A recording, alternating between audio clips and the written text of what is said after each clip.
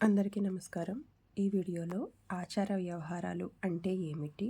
ఏ రోజు ఏ దేవుణ్ణి పూజించాలి అనేది చూద్దాము. ఆచార వ్యవహారాలు అంటే మనం రోజువారీ జీవితంలో మనం ప్రతిరోజు పాటించే సాంప్రదాయ నియమాలు, అనగా పద్ధతులు, ప్రవర్తన విధానాలు. ఇవి ధర్మం, సంస్కారం, శుభాచారం మీద ఆధారపడి ఉంటాయి. అంటే మనం ఏమేమి చేస్తామో ఆ పనుల మీదే మన జీవితం అనేది ఆధారపడి ఉంటుంది.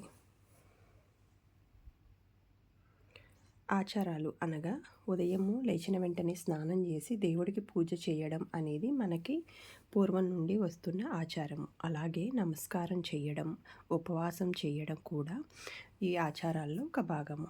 దేవాలయ దర్శనము, ప్రదక్షిణలు ఇవి కూడా మన ఆచార వ్యవహారాల్లో ముఖ్యమైన భాగాలు.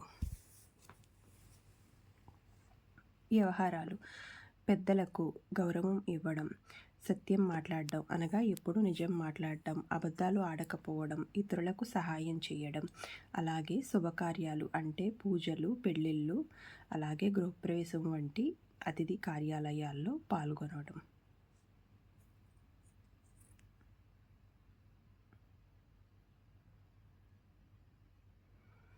ఇంటి శుభ ఆచారాలు, అలాగే పూజా నియమాలు. ఉదయం ప్రతిరోజు చేయాల్సినవి: సూర్యోదయానికి ముందు లేవడం, స్నానం చేసి శుభ్రమైన ఉతికిన బట్టలు ధరించడం, ఇంటి ముందర ముగ్గులు వేయడం, దీపం వెలిగించి దేవుని ప్రార్థించడం. ఇవన్నీ చేయడం వలన మన జీవితం ఆరోగ్యకరంగాను అలాగే ప్రశాంతకరంగాను ఉంటుంది. పూజా నియమాలు: ప్రతిరోజు దేవునికి పుష్పాలు అలాగే ఫలాలు సమర్పించడం, నైవేద్యం పెట్టిన తర్వాతే మనం తినడం, హారతి ఇవ్వడం రోజుకు కనీసం 5 నుంచి 10 నిమిషాలు, అలాగే మనకి కుదిరినప్పుడు జపం లేదా ధ్యానం చేయడం, దేవుణ్ణి స్మరిస్తూ ఈ ధ్యానం చేయవచ్చును.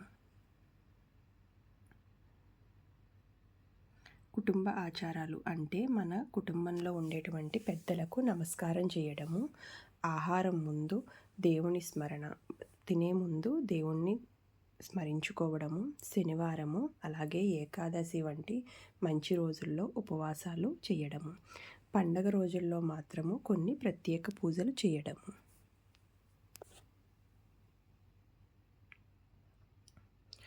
మనకి ఒక్కొక్క వారం ఒక్కొక్క దేవుణ్ణి పూజిస్తారు. ఆదివారం సూర్యదేవుణ్ణి పూజిస్తారు. ఆదివారం ఆదిత్య హృదయం పఠనం చేస్తారు. అలాగే గోధుమలు, ఎర్రపూలు సమర్పిస్తారు.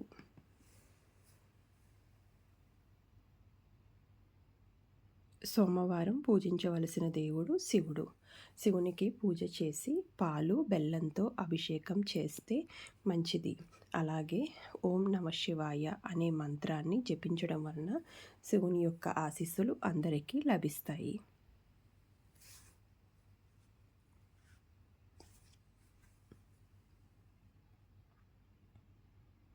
మంగళవారం అందరూ ఆంజనేయ స్వామిని ఎక్కువగా పూజిస్తారు. బెల్లంతో బెటాడి ఆకులు అలాగే బెల్లంతో చేసిన నైవేద్యాలు హనుమంతునికి సమర్పిస్తారు. హనుమాన్ చాలీసా కూడా పఠనం చేస్తారు. మనకి కొన్ని ప్రధాన సమస్యలు ఉన్నప్పుడు హనుమాన్ చాలీసా చదవడం వలన కాస్త ప్రశాంతత లభిస్తుంది. అలాగే బుధవారం వినాయకునికి పూజ చేస్తారు. దుర్వాగడ్డి, మోదకాలు సమర్పిస్తారు. గణపతికి పూజ చేయడం వలన మన జీవితంలో విఘ్నాలు అన్నీ తొలగుతాయి అని నమ్ముతారు.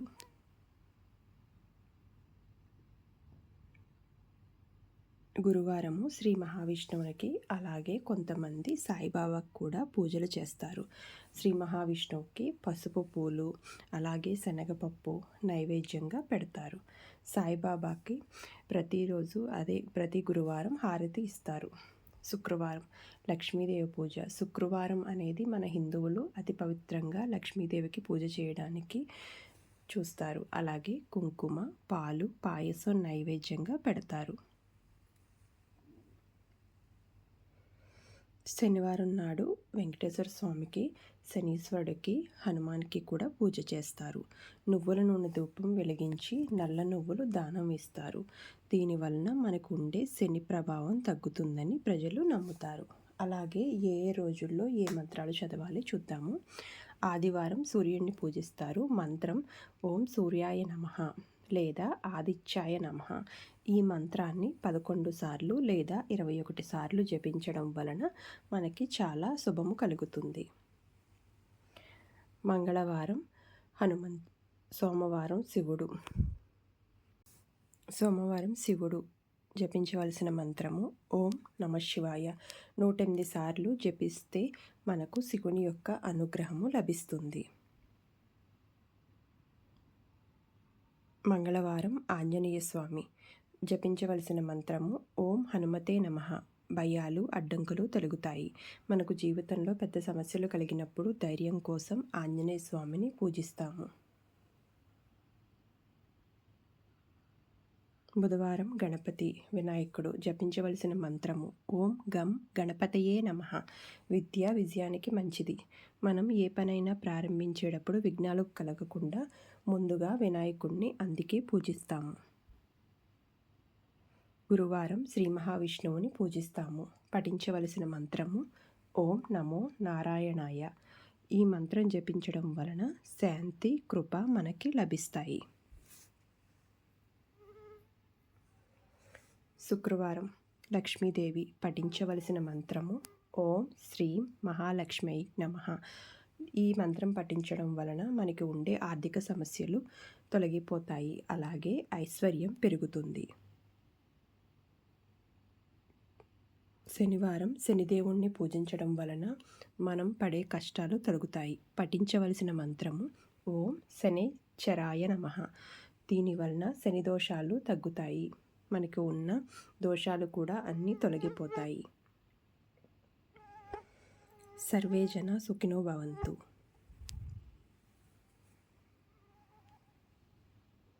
Thank you so much for watching. Please subscribe my channel. Thank you.